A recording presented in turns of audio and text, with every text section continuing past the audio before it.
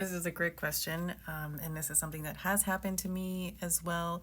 Anytime I'm making, I guess, like an afterthought ribbing on the edge of your sweater. So similar to this, where I added that ribbing at the bottom. Sometimes when you're doing your slip stitch in the bottom part of the sweater, it might actually just stretch it out. The whole point of adding that ribbing is to sort of bring things in a little bit so it's not this like large floppy sweater.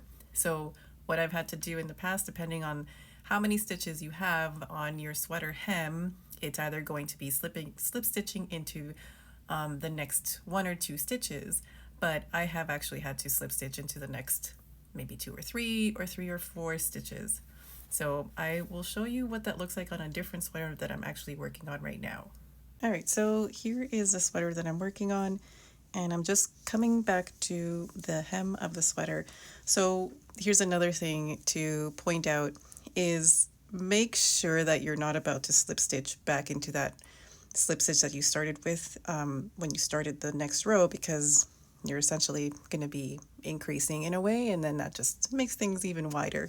So in this case, you would think that I'm going to slip stitch into this stitch here, but that is not where I want to slip stitch. I can see, because it's a different color yarn, I can see that this is actually from the previous row. So I'm going to slip stitch into this next stitch here. And because I do want to bring things in quite a bit more, like it's already starting to go in slightly, but it's not widening, which is the point.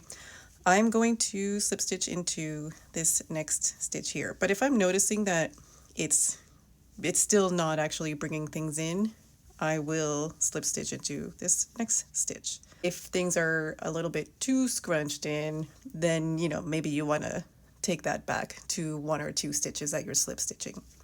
And so here in this case, I know that working two slip stitches is fine here, so I'm going to take that back. Keep that as slip stitching into the next two stitches, and then I can turn and I can continue.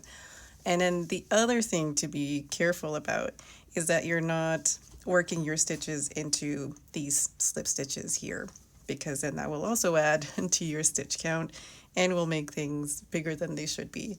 So I'm going to skip this one, two, and then make sure that I'm working into the single crochet stitches, not the slip stitches. Thanks for your question, and I hope this tutorial helped.